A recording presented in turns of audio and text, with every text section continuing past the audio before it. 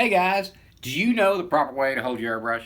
Do you know that it can actually matter and have long-term implications in your art and in your health? While a lot of people seem to think that it's just all comes down to personal preference, that's not necessarily the case. There are very practical reasons for why your grip should be a certain way, and that can be situational. So different situations you can alter your grip just a little bit. One of the common ways I see it, which people are holding it, is they wrap their hand around the hose. Sometimes they'll have a filter in here. They got their finger wrapped over the trigger to the first knuckle like this, their thumb holding it tight, and their offhand giving them a nice firm grip. And there's times that that is a great way to hold your airbrush. It can work great, but there are other times it may be detrimental. So if I'm working on a vertical surface, this works just fine. You got a nice, strong, firm grip. Your hand is down. Your finger can roll over to the first knuckle so that you're using just the fingertip, and that means you're working with the small muscles, and you're able to get in here and work, and you can easily get, little tiny dots, little tiny fine lines without any issue, because you're pulling that finger. You get a lot of travel to get the trigger back. So it's a good way in which to get detail working on a surface like this. Viewers will notice I changed airbrushes because my other one was dirty, and I didn't want to clean it right yet. Anyway, so obviously I can come in here, and as I was mentioning, you're able to get in here and do little tiny dots.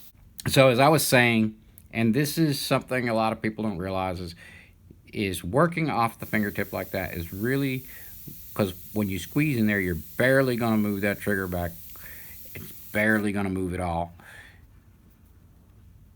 And that keeps what muscles you use and allows for very fine detail.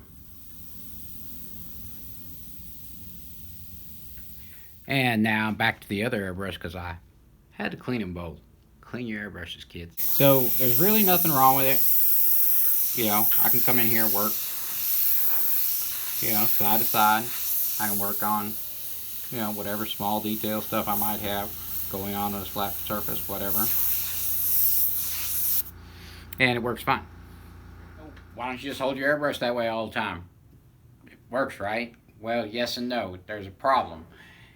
All right, we're going to talk about repetitive stress injuries. Anybody who has done a lot of typing, worked in an office, anything like that, they know it is very bad to have your wrist in this position while using your fingers. Actually, it's very bad to hold your wrist this way at all. Matter of fact, get a carpal tunnel brace and put it on, and you'll find out places you should not, directions you should not be using your airbrush. Right, so if I was airbrushing on this panel or on the wall like this, and as long as I'm up high here, of course you can see my wrist is straight.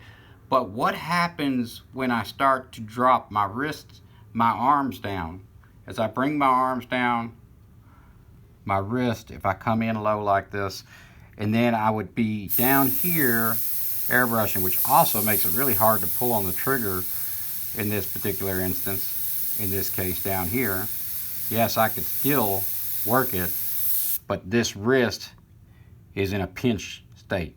Also, if you're going to do like a lot of side by side, if you watch, as I come across, if I were coming across here holding that airbrush like this, as I was coming across here side by side, crossing over my body, see again, I've got, if I'm trying to do a straight line, again, that wrist is getting pinched. Another issue you might have, and this is regardless of which grip you use, is when you've got your finger rolled over here. It's great for those small details, but if you need a long throw, if you go like this with your finger, you're changing the complete dynamic. And so I've got another grip that I use most of the time, and we'll show you what I use. Generally speaking, and those who watch me, you'll see when I hold my airbrush, this is pretty much how I hold my airbrush. I don't have a whole lot of grip on the airbrush. I don't need a whole lot of grip on the airbrush. The airbrush weighs very, very little bit. One thing that is always important when you're airbrushing is you don't want to be gripping tight on the airbrush. It doesn't take a lot of pressure to hold the airbrush. The more pressure you apply to your fingers, the more you're going to get fatigue in your hand. So by holding it like this, almost like a pencil, I can get my finger in here. So I've got my finger in here up here, I usually set my finger right there. You don't have to do it exactly like me. I'm just showing you a couple different ways. So if I was to take with this grip and I'm coming down this panel as I'm painting, as my arms are moving down this panel,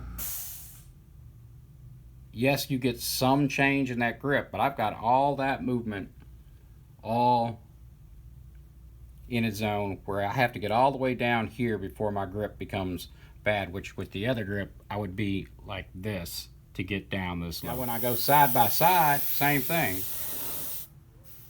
As I'm coming across here, okay, when you're airbrushing, you're going to want to use your arms for your movement and your finger for the trigger.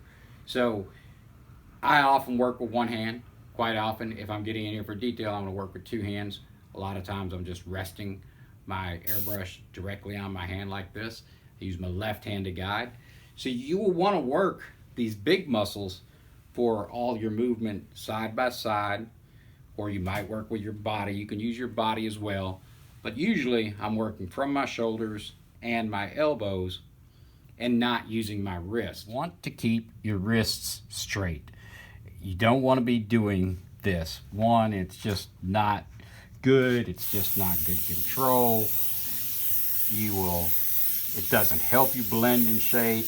Maybe once in a while you might use your wrist for a quick dagger stroke like that. You might use a little wrist action, but in general you don't want to be going like this. That's not the motion you want. Plus, see how it rotates away, and now I've lost distance control. So by holding my airbrush in this way, and this is for when I'm working on a vertical versus a horizontal surface.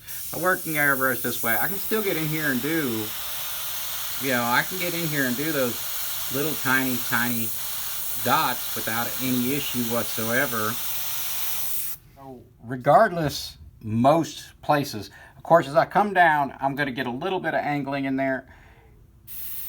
So even if I'm down here, I'm able to get from quickly, I can go very wide really quickly, or come in here small, and as I go up and down, I'm not moving.